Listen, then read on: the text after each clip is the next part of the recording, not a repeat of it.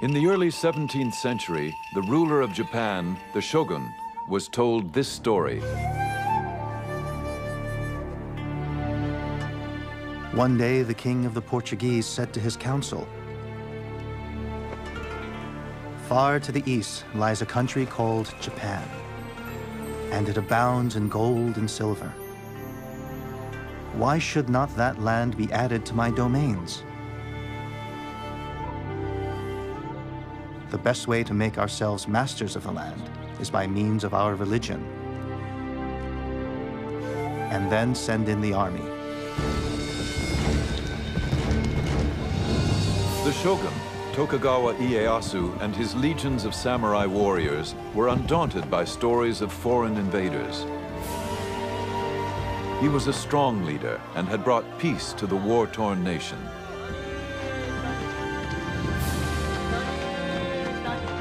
Yet foreign dangers and internal unrest remained a threat.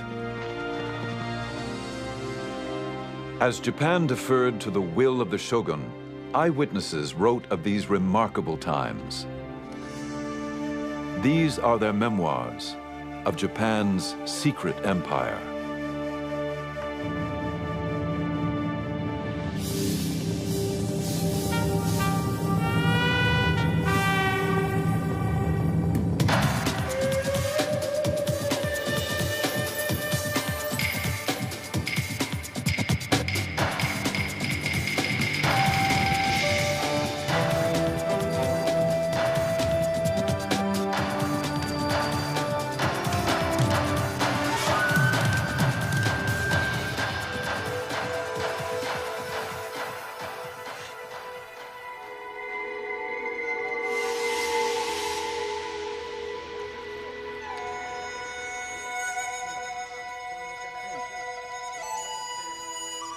After we'd been in Japan 5 or 6 days, came a Portugal Jesuit who reported that we were pirates.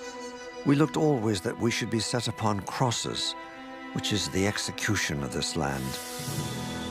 I looked every day to die. Rescued from the sea and imprisoned, William Adams, the first Englishman in Japan, had good reason for concern. It was the year 1600, and Portuguese Catholics had long held a monopoly on trade in Japan. At the time William Adams arrived, there had been religious wars in Europe, and the Catholic missionaries were not at all happy when they heard that an Englishman and an English Protestant had been washed up in Japan.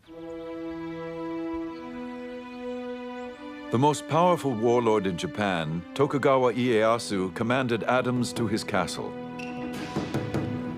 Rather than ordering his execution, he wanted to know more about this stranger.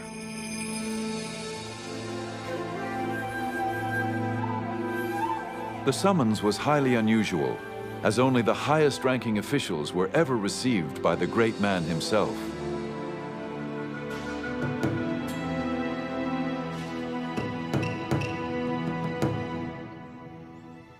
The ruler demanded of me of what land I was, and what moved us to come to his land, being so far off.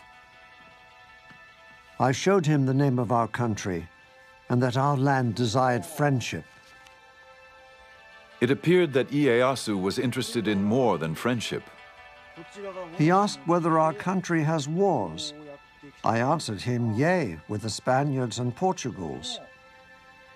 He asked me diverse questions of my religion and what way we came to the country.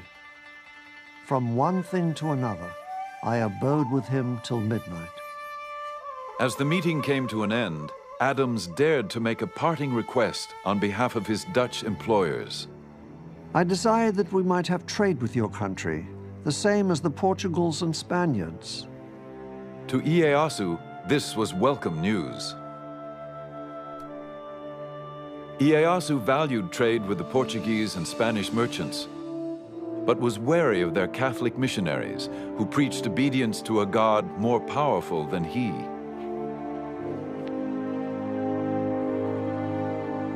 To avoid those he considered a threat to his own authority, Ieyasu wanted his own fleet of trading ships. Adams had the skills he needed.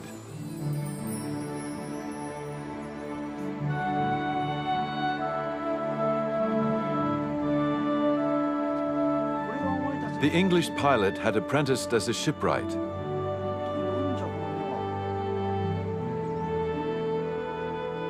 Ieyasu asked him to build 2 ships capable of navigating the open seas. I answered that I was no carpenter and had no knowledge thereof. Well, do your endeavor, saith he. If it be not good, it is no matter. You can't deny that William Adams did have a certain amount of influence when he was told to build these 2 ships. They were the first foreign ships, first European ships to be built in Japan.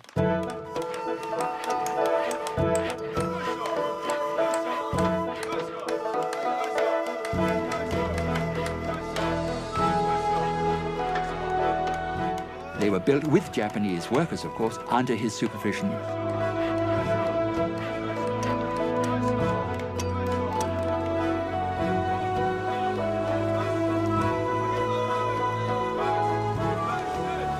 And then afterwards they sailed to Mexico, and they sailed back quite safely.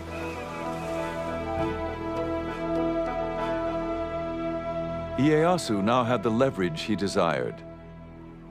When the Catholic missionaries continued to gain converts and create problems, he expelled them. Life was complicated enough without these pesky foreigners interfering. And so that probably was the reason why he did not want Christians in Japan. Ieyasu replaced his Catholic interpreter with William Adams, who had been quick to learn Japanese. He was a Protestant, of course. Ieyasu knew that he had no interest in helping the missionaries, and so he was rather a valuable man to have around. Ieyasu still wanted to trade with the West, but on his own terms. Adams convinced Ieyasu that the Protestants did not want to convert his people. Ieyasu soon made him his commercial agent, and Adams negotiated especially favorable terms for the growing Dutch East India Company. The Hollanders be now settled, and I have got them trading privileges as the Spaniards and Portugals could never get in their 50 years in Japan.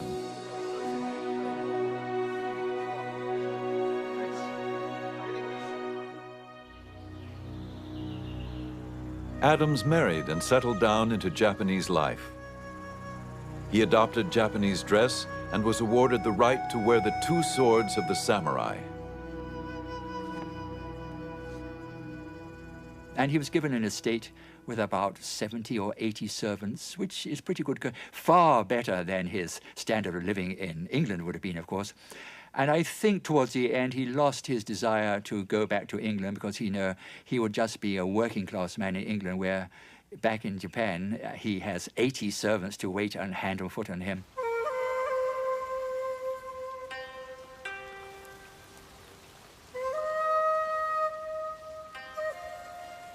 It was possible that Adams visited Ieyasu at his tea house for intimate conversation away from the politics of the court. The tea ceremony was much admired by a Western observer. The guests open the gate, walk along the path through the wood up to the tea house, quietly contemplating everything they see.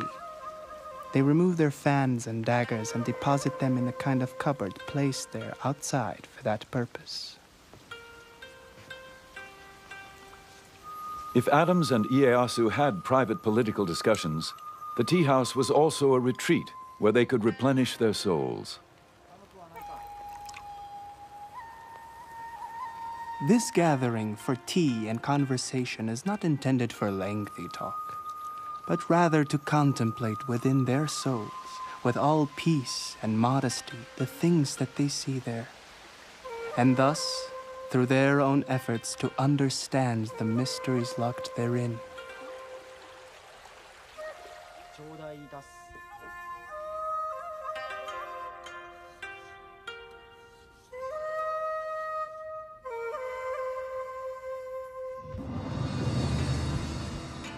For Ieyasu, unsettling foreign influences could jeopardize the peace he worked so hard to forge. But the biggest challenge would be to maintain control of the 260 fiercely independent warlords and their formidable samurai armies.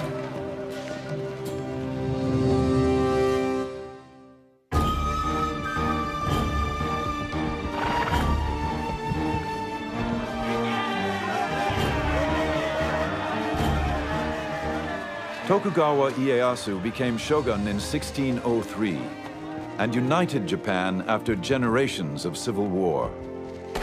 All of the great lords had been fighting for a century. They were tired of fighting. They wanted to secure their own positions.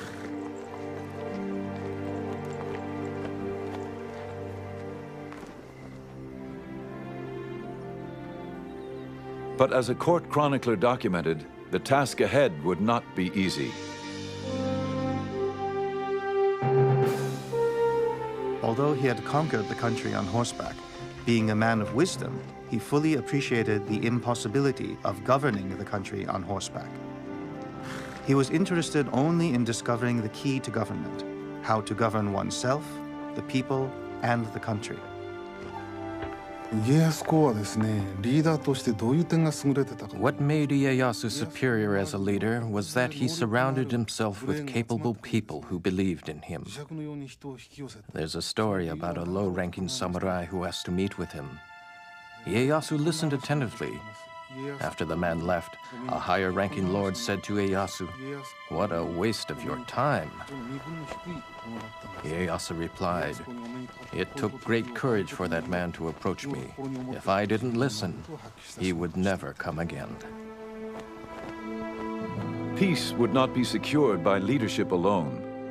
Ieyasu had to curb the power of the daimyo, the feudal lords. These lords are building enormous territorial, centralized domains. What the feudal lords are trying to do is essentially control everything and everybody within their territories. They control all the fighting men, they control all the peasants, they control all the resources. Ieyasu allowed the daimyo to rule their own domains, but he prohibited them from doing anything that might enhance their power or status relative to each other. In Tokugawa, Japan, a daimyo was restricted to only one castle, and to enlarge it, he had to receive permission. A new ship? Ask the shogun. Arrange a new alliance through marriage, only if the shogun approved. Ieyasu would maintain the peace through this ordered control, and it extended through all levels of society. The Japan that Ieyasu fashioned was built on the ancient teachings of Confucianism. Obey the traditions of hierarchy and respect authority. A Japan in keeping with the samurai traditions. It was a rigid society with lots of rules and regulations. Everybody must know their place in society and stick to it. That was the theory. Didn't always work out in practice, of course, but that at least was the theory. All samurai were members of the elite class, whether he be a daimyo warlord or a lowly foot soldier. Next in line were the farmers, then the artisans. At the very bottom were the tradesmen, considered the parasites of society. The Tokugawa shogunate would issue many rules to control and maintain the rigid class structure, from what you could eat to what you must wear. Lords and vassals, superiors and inferiors, must observe what is proper within their position in life. Without authorization, no retainer may wear fine white damask, white wadded silk garments, purple silk kimonos, purple silk linings, and kimono sleeves which bear no family crest. The rules and regulations kept everyone in their place, but for the daimyo at least, there were still ways to earn special privileges. Ieyasu decreed that the lords must help build his castle and the surrounding city of Edo. The construction became a grand competition as each daimyo vied for the shogun's favor.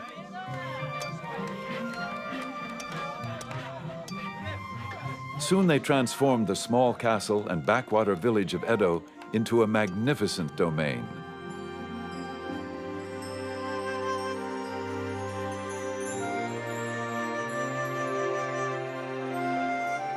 The city later known as Tokyo.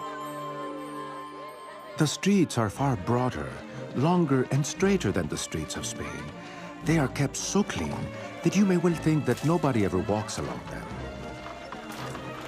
The emerging splendors of Edo were recorded by Rodrigo de Vivero y Velasco, the governor of the Philippines, who had been shipwrecked off the coast of Japan. He spent several months in the capital as a guest of the shogun.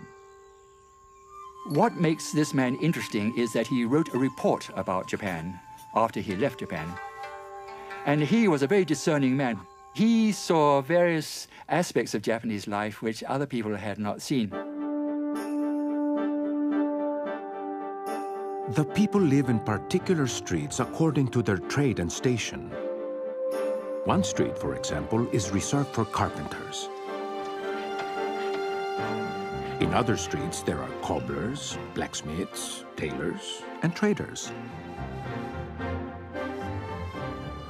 The nobles and people of quality live in the streets and districts quite different from the rest of the town, and no commoner or person of the lower classes mixes with them.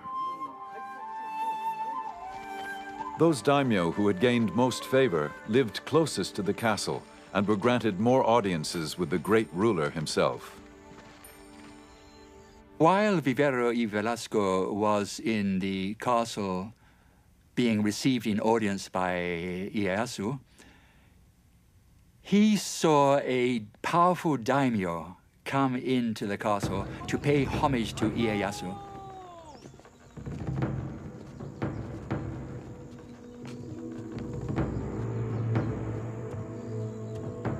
There entered one of the greatest nobles of Japan, whose rank was evident from the gifts he brought. Bars of silver and gold, silk robes. All this was first placed on some tables, but I do not believe the ruler even looked at it. 100 paces from the throne, the daimyo prostrated himself, bowing his head so low that it looked as if he wanted to kiss the ground. Nobody said a word to him, nor did he raise his eyes towards the ruler. And then finally somebody clapped, end of audience. Not a word had been said, end of audience, and he goes out backwards on his knees. And Rodrigo Velasco was very much impressed by what he had seen, because he realized the power Ieyasu had. Here was a powerful daimyo who had power of life and death in his own region. But when he comes to pay tribute to the shogun, what a lowly position he adopts. The great ruler had realized his vision. All of Japan was under his control. At 72, he was still remarkably vigorous. Then, on one of his regular hawking expeditions, he fell seriously ill.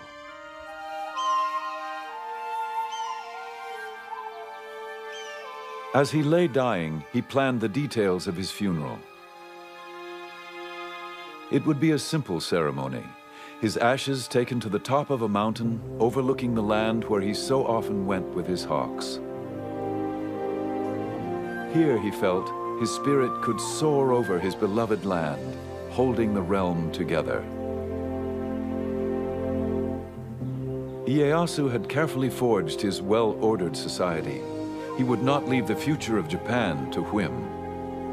He called his family to his side. He told his children and grandchildren who were gathered around, "Because you are my descendants, you will become shogun. As shogun, it is important that you rule the country for the benefit of the people, or you will be punished by heaven. As shogun, you must govern for the good of the country. This world does not belong to the Tokugawas and cannot be ruled just to satisfy your whims.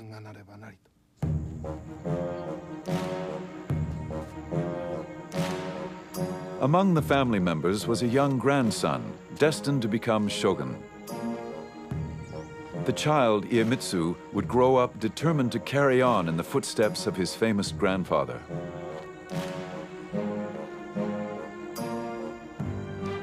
Iemitsu, the third shogun, would keep Japan under Tokugawa rule, using any means necessary.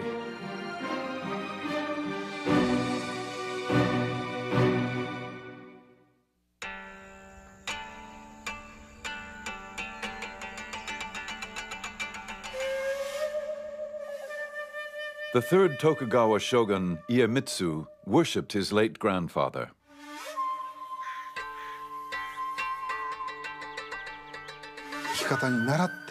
He had numerous mystical experiences that whenever he got sick, Ieyasu would appear in his dream, and he would wake up feeling better the next morning. So his respect for Ieyasu transformed into worship.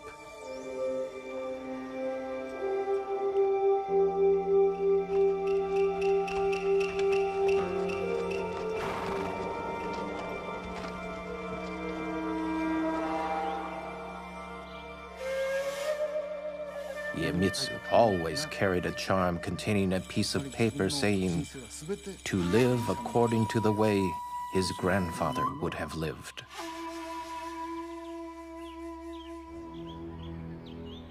But though Iemitsu tried to emulate his grandfather, his tactics were much more severe.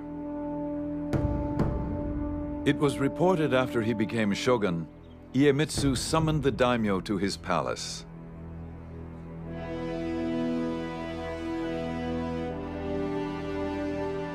The lords waited all day in the cold without food or shelter. They began to fear for their lives.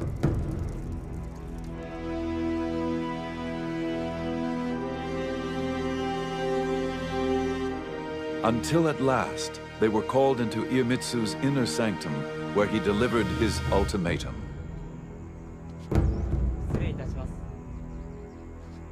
I have been in the position of a superior and a master from my birth. I shall henceforth treat all daimyo as my subjects. Those of you who may disobey me may quickly return to your provinces, repair your castles, and prepare for arms. I shall act accordingly. Iemitsu is a fascinating shogun. He's the first shogun who doesn't lead troops in battle. He had not proved himself on the battlefield. He did not have his own men who came with him into office when he became shogun. Iemitsu inherited a nation at peace.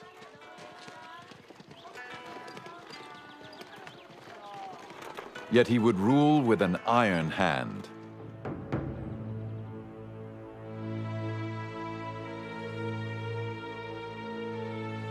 He listened to few and spared no one. He would not tolerate competition, not even sibling rivalry. He ordered his younger brother to commit suicide.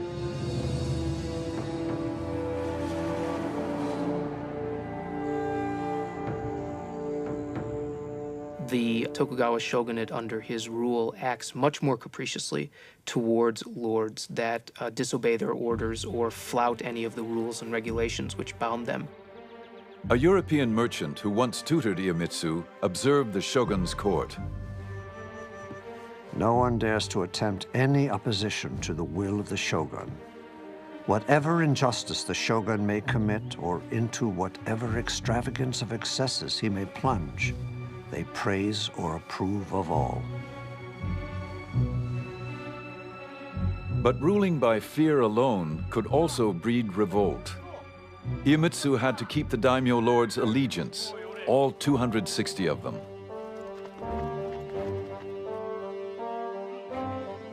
In peacetime, there was no common enemy, no spoils of war to reward the daimyo for their loyalty. Iemitsu had to find some other way to control the daimyo lords. They were commanded to appear at Iemitsu's court in Edo.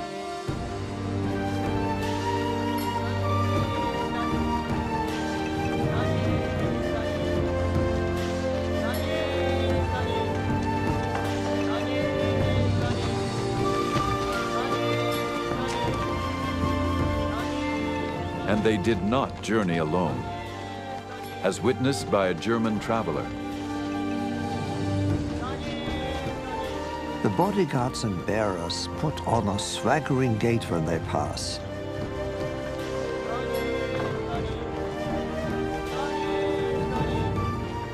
With every step, they kick up their heels nearly to their backsides, and at the same time thrust the opposite arm forward. It looks as if they're swimming in the air.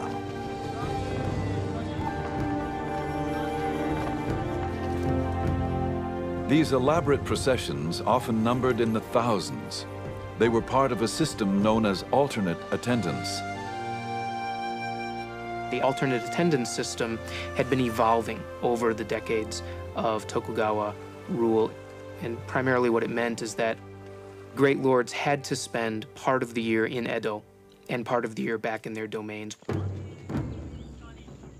They had to travel back and forth according to strictly set schedules, while their wives and children had to spend all their time in Edo. This was the single greatest administrative control on the outer lords during the Tokugawa shogunate.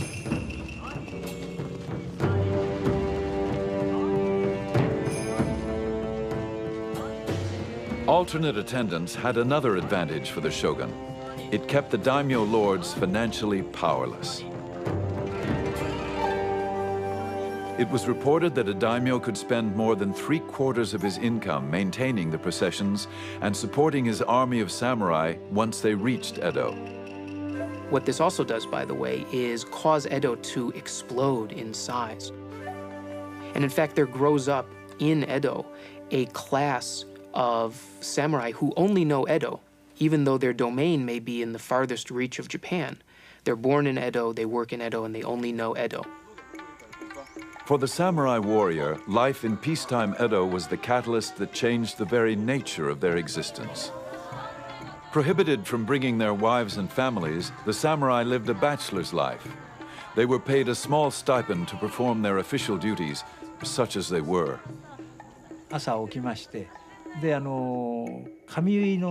They would get up in the morning and have their hair dressed by a fellow samurai. Then they would go to work on the grounds of the Lord's estate. This they would do once every 4 or 5 days. These samurai would work only in the morning and then go home for lunch. At around 2 o'clock in the afternoon, they would go out on the town. It was a life that the once proud warrior could never have imagined. Edo was becoming a city of samurai whose job description was rapidly changing from soldier to bureaucrat. The life of a samurai, they aren't allowed to work. They're given enough money to live on. And mostly what they do is they spend every day at the house of a friend drinking and talking and studying and doing tea and reading books of old war tales and imagining what it would have been like to live in the 1500s. Life in 17th century Japan did not include the hazards of war. Yet peace brought its own perils. Rules and regulations were strict, and the penalties could be severe for any who dared disobey.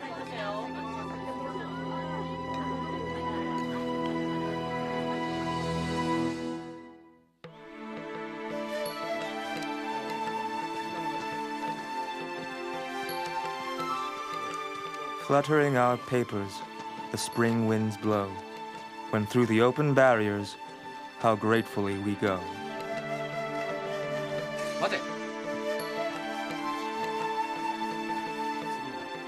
Five government highways led to the shogun's capital of Edo, all with inspection barriers to enforce Iemitsu's laws.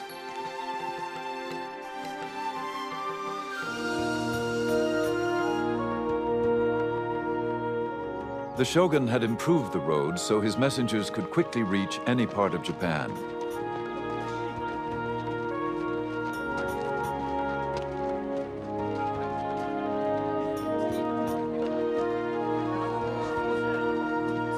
These roads also made it easier for the daimyo and their samurai warriors to travel to Edo.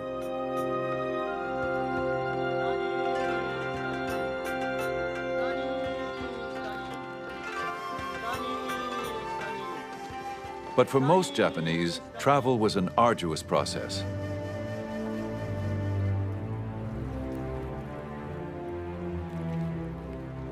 A multitude of rules and regulations monitored who came in and who went out of the city of Edo.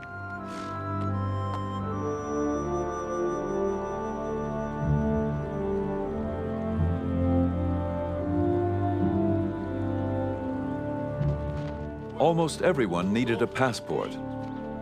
The few exceptions included itinerant performers who proved their identity by showing off their talent, or sumo wrestlers whose girth was ample proof of their profession.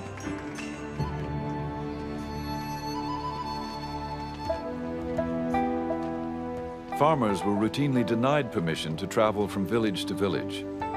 The government preferred to keep them working in the fields.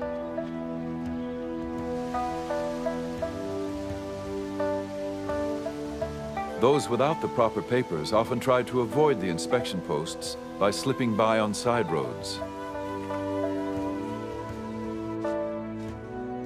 If caught, there were severe penalties.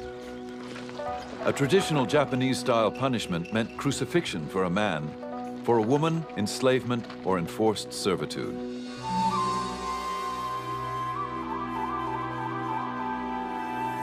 With so many laws and restrictions, one never knew when the shogun's edicts might actually be enforced.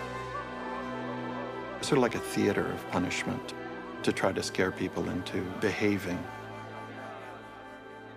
Some ruler might decide that morals are going to hell in a handbasket and suddenly grab one person and punish them severely.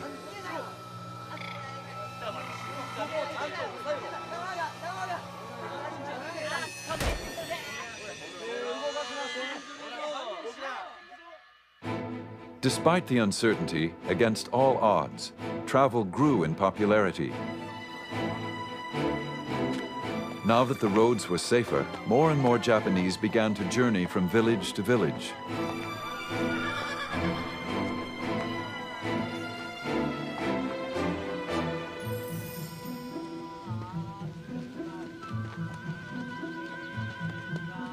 The most traveled road was the Tokaido, which ran for 300 miles from Kyoto to Edo. 53 rest stops dotted the highway. And so these post towns along the 5 great roads of Japan grew up to be very substantial towns themselves. They had inns, they had brothels, they had restaurants, they had places that sold medicine. There essentially grew up a post-town culture. People in the Tokugawa period, they were driven by a curiosity. People were beginning to think about Japan as a nation.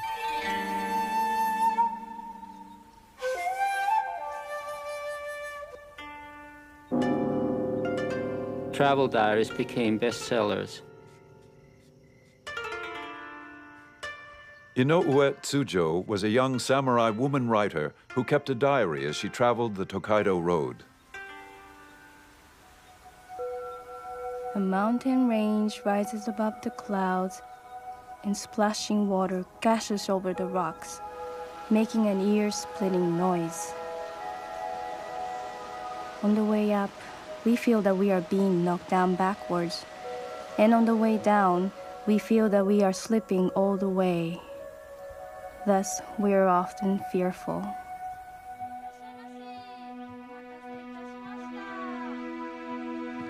Inns along the way offered welcome respite to travelers like Tsujo. She was on her way to Edo to serve in the residence of a high-ranking samurai. Although Tsujo traveled on official business, accompanied by her brother, she still encountered disturbing difficulties. All travelers faced strict regulations, but women had an especially hard time. It was very difficult for women to travel in the 17th century. Firstly, because they had to get the permission of the household, who usually thought they would be better cleaning and cooking. And women's travel permits were much more elaborate. Many checkpoints wouldn't permit women to pass because women had to have a thorough inspection, they were body searched, and many checkpoints didn't have female officers to conduct that body search.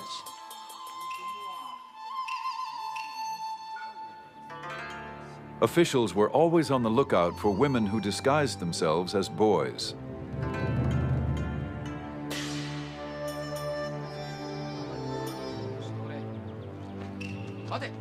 When Suzhou arrived at the barrier station, she was ordered to appear before an older woman guard.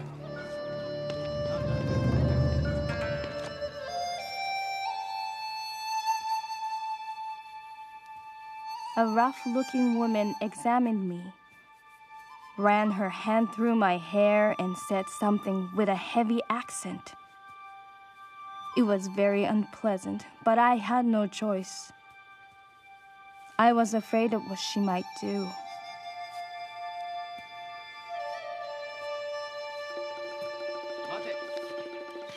At another post, she experienced difficulties due to the wording of her permit. When I presented my official document at the barrier, they refused my passage. Because in the permit, I was only identified as a woman, rather than a young woman with long open sleeves.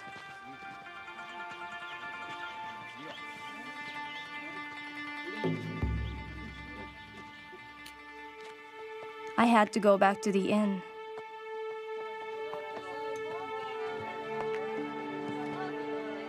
I was heartbroken. Suzhou worried if she would be allowed to continue her journey. It was a sleepless night, as she wrote in her diary. My tears darkened the light of a candle. How restless I feel. Everything is depressing beyond description.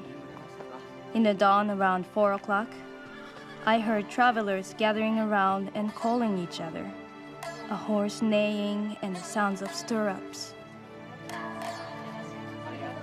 I feel envious. I have spent days and nights brooding over the obstacles facing women.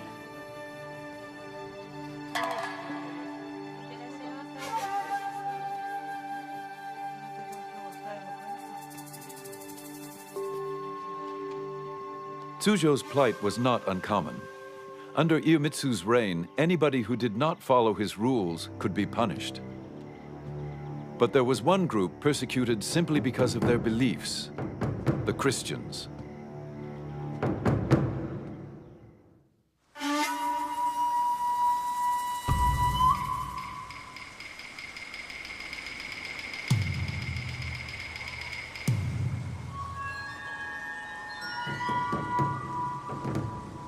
The shogun Iemitsu offered rewards for the arrest of any Japanese who preached or practiced the Christian faith. Any informer revealing the whereabouts of the followers of priests must be rewarded accordingly. If anyone reveals the whereabouts of a high-ranking priest, he must be given 100 pieces of silver.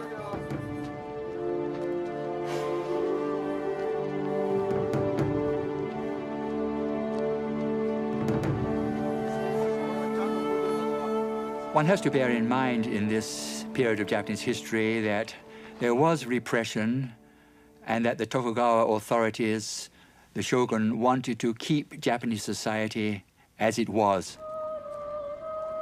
And that did lead some people to believe that Christianity was subversive and was upsetting the social framework, the social pattern of Japan. By Iemitsu's time, all foreign missionaries had been deported. But the converts they left behind, the Japanese Christians, remained devout.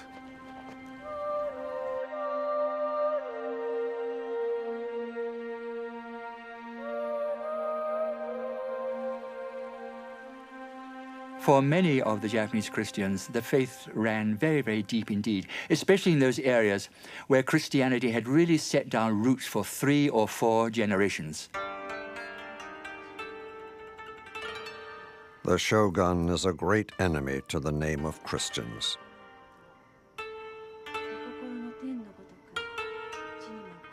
A European merchant observed the growing persecutions.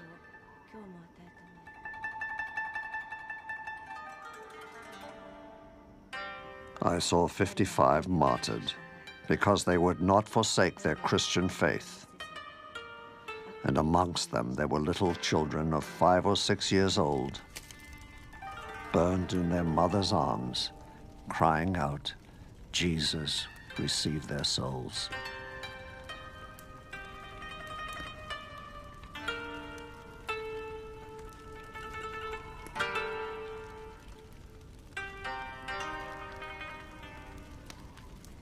I would say the third shogun, Iemitsu, I think became morbidly pathologically fearful of Christianity. They thought that this was a threat to our power.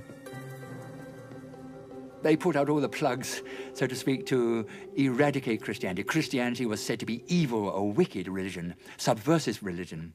And so that is why they took such extreme steps to eliminate the religion. Despite the persecutions, Christianity had struck a chord amongst many disaffected Japanese. They grew defiant, even willing to be martyred for their beliefs. I am a Japanese and Jesuit brother. I have not committed any crime, but die only for having preached the religion of our Lord Jesus Christ. I greatly rejoice to die for this cause. For me, this is a great blessing. I guarantee and affirm that there is no other way to salvation except by the Christian path.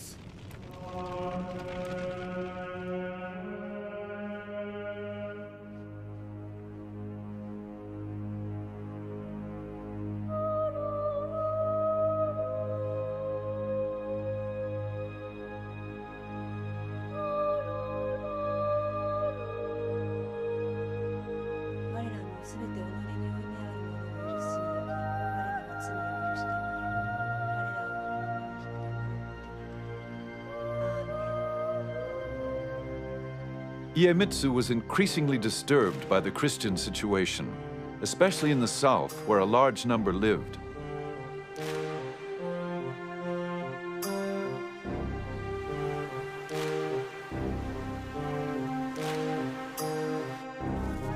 Even worse, many of the Christians were former samurai, now forced to work as laborers or farmers.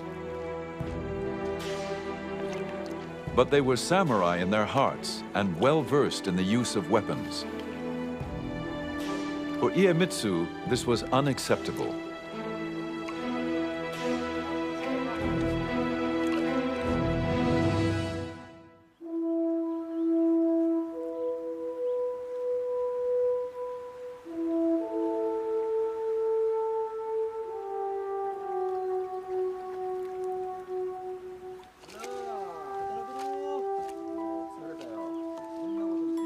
The shogun's iron hand extended to every detail of a peasant's life.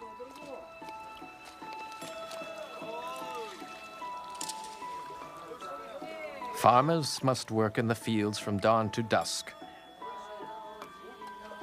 Wives and daughters must make meals 3 times a day, put on red headbands, and take the meals to the fields. Once men are home after dusk, sisters-in-law and female cousins must put the chapped feet of the man on the stomach of his wife and massage them.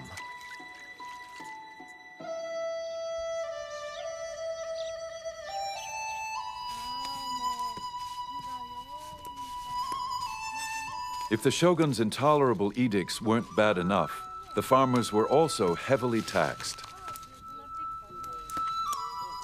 There were taxes on windows and shelves, a head tax on each newborn child, and a whole tax to bury the dead.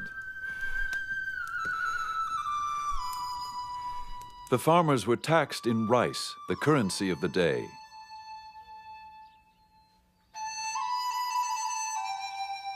Ironically, farmers were not allowed to eat the rice they grew.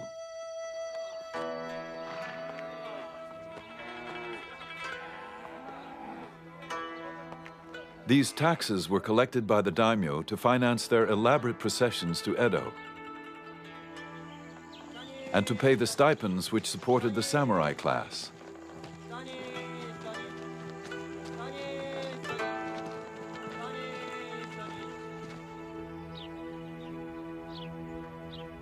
The farmers were in dire straits, as a Japanese writer lamented.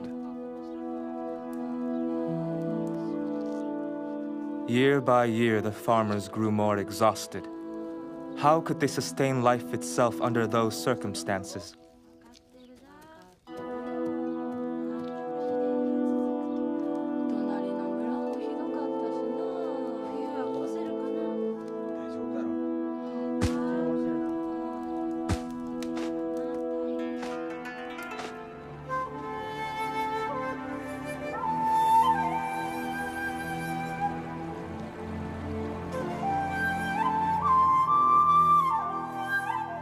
In the Shimabara Peninsula in the far south of Japan, drought and famine further depleted the meager harvest.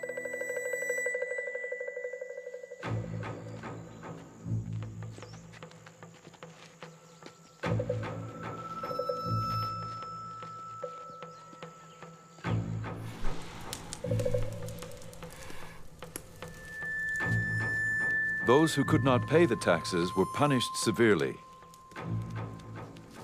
In mid-December 1637, a single event ignited the long smoldering fuse.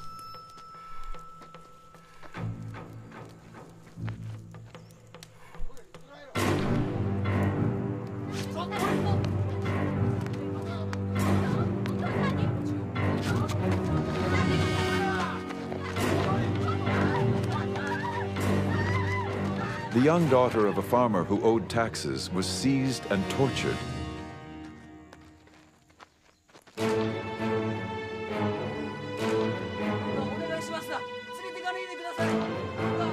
Furious with grief, the father and his friends killed the local governor, and the whole village, samurai, peasants, and Christians, rose in revolt.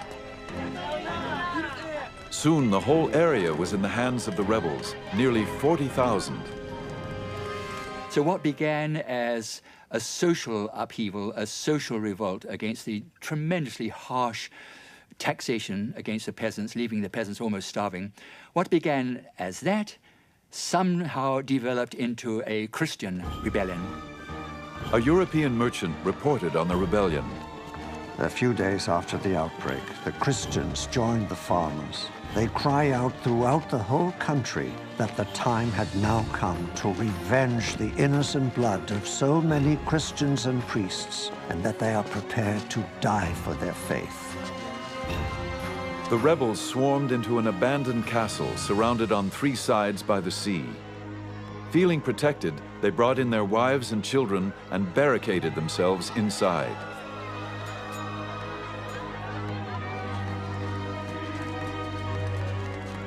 This was very upsetting. The peasants, who were the lowest of the low, the poor people, they had no right to rebel. And not only have they rebelled and revolted, but they were doing darned well militarily. And so no wonder the shogun was worried about this, because this might set an example to other parts of the country that had become unsatisfied with the crushing taxes which the peasants were paying. The shogun didn't tolerate dissidents, especially any who looked to Jesus for help. He sent his troops to Shimabara to quell the rebellion. But for 4 bloody months, even as food ran out, the rebels managed to hold off the government attacks.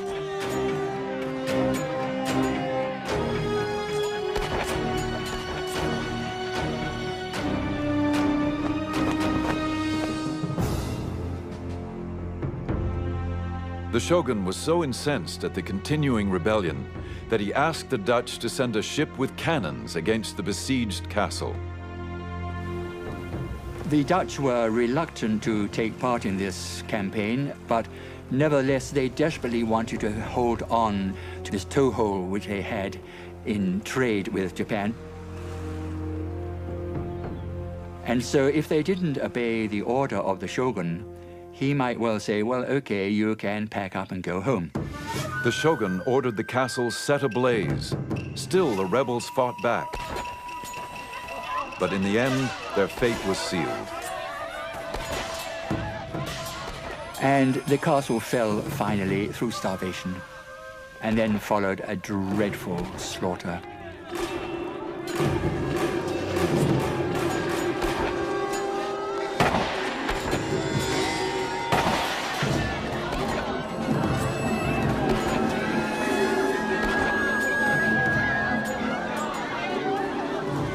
And that was the last battle, really, in Japanese history.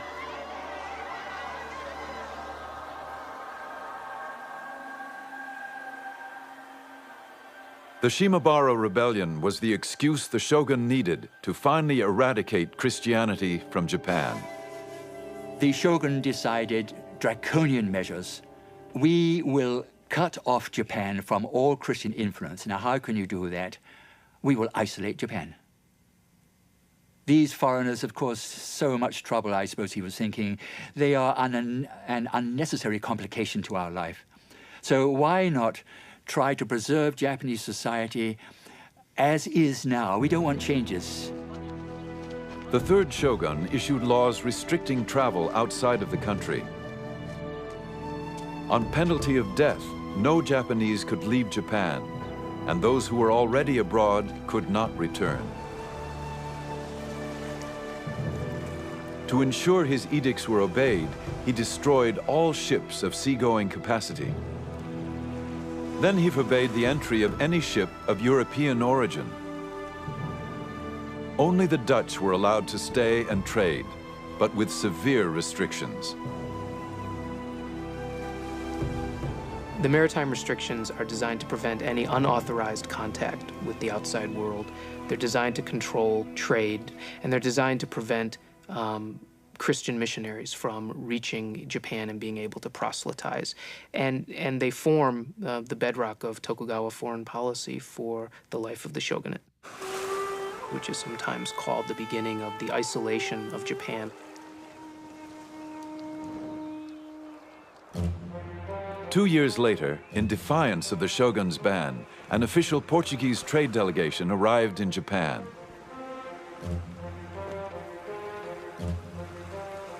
The shogun showed no mercy and ordered the execution of 57 of those aboard, ambassadors and their crew. He ordered the ship burned. The few survivors were sent back with this warning: a similar penalty will be suffered by all who come to these shores from Portugal, whether they be ambassadors or sailors, whether they come by error or driven by storm. Even more, if the King of Portugal or even the God of the Christians were to come, they would all pay the very same penalty.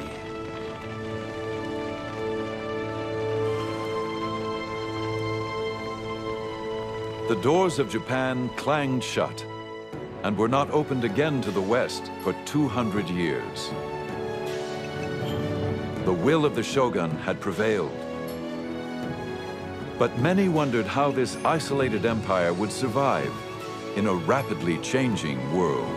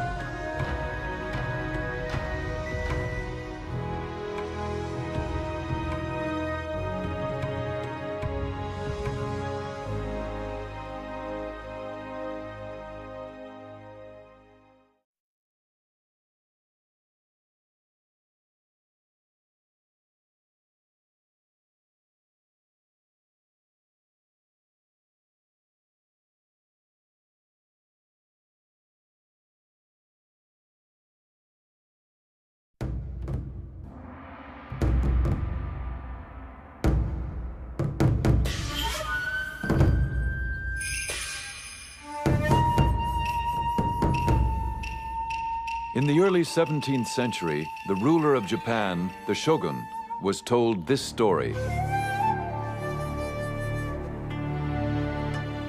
One day, the king of the Portuguese said to his council, "Far to the east lies a country called Japan, and it abounds in gold and silver.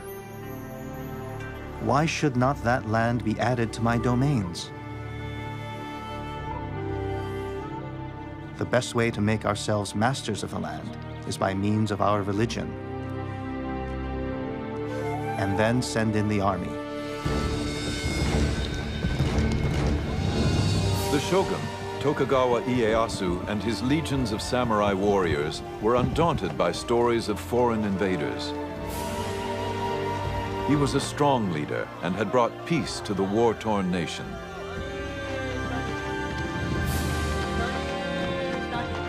Yet foreign dangers and internal unrest remained a threat. As Japan deferred to the will of the shogun, eyewitnesses wrote of these remarkable times. These are their memoirs of Japan's secret empire.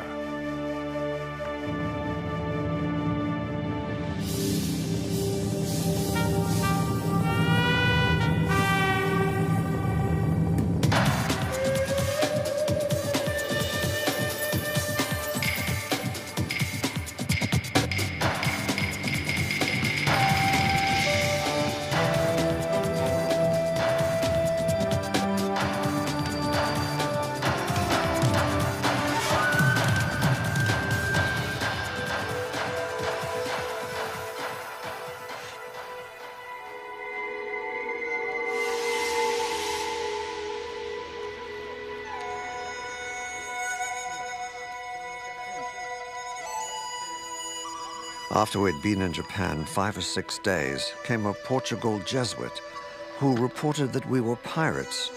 We looked always that we should be set upon crosses, which is the execution of this land. I looked every day to die.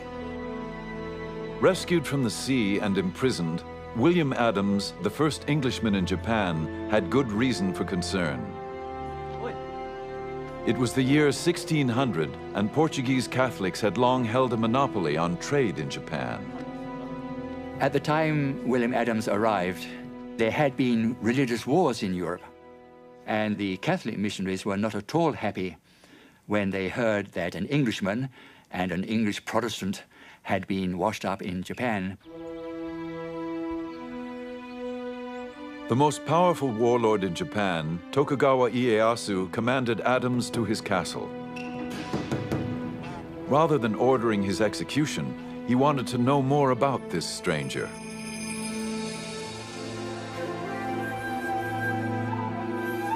The summons was highly unusual, as only the highest-ranking officials were ever received by the great man himself.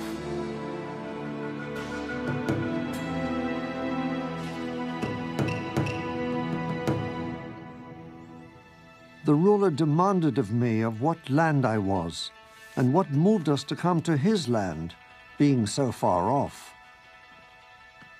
I showed him the name of our country, and that our land desired friendship. It appeared that Ieyasu was interested in more than friendship. He asked whether our country has wars. I answered him, yea, with the Spaniards and Portugals. He asked me diverse questions of my religion and what way we came to the country. From one thing to another, I abode with him till midnight. As the meeting came to an end, Adams dared to make a parting request on behalf of his Dutch employers. I desired that we might have trade with your country, the same as the Portugals and Spaniards. To Ieyasu, this was welcome news. Ieyasu valued trade with the Portuguese and Spanish merchants, but was wary of their Catholic missionaries who preached obedience to a God more powerful than he.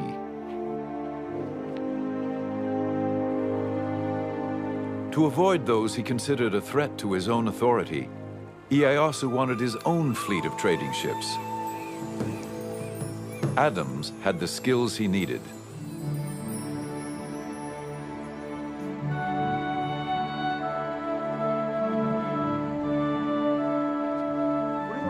The English pilot had apprenticed as a shipwright.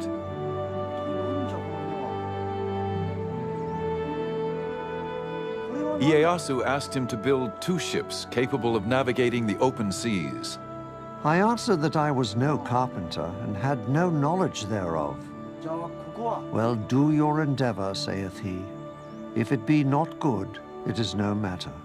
You can't deny that William Adams did have a certain amount of influence when he was told to build these 2 ships. They were the first foreign ships, first European ships to be built in Japan.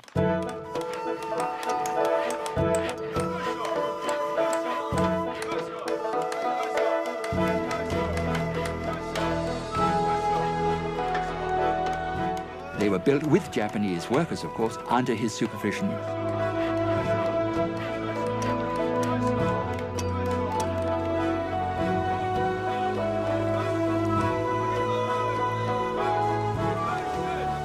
And then afterwards they sailed to Mexico, and they sailed back quite safely.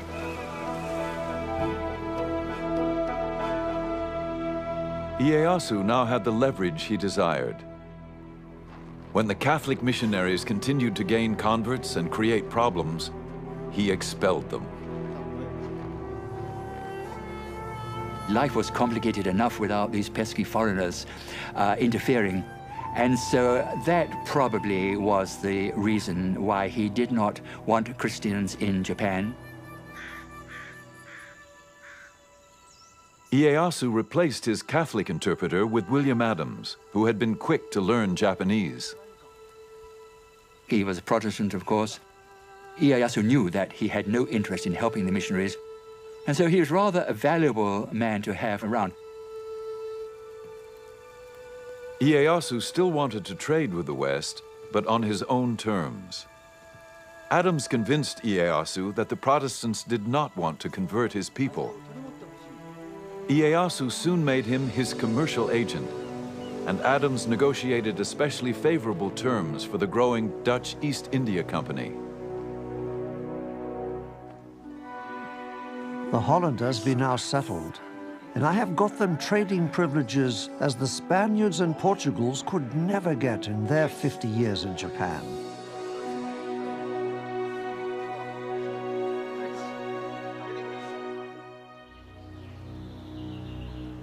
Adams married and settled down into Japanese life. He adopted Japanese dress and was awarded the right to wear the 2 swords of the samurai. And he was given an estate with about 70 or 80 servants, which is pretty good, far better than his standard of living in England would have been, of course. And I think towards the end he lost his desire to go back to England because he would just be a working class man in England, where back in Japan he has 80 servants to wait and hand and foot on him.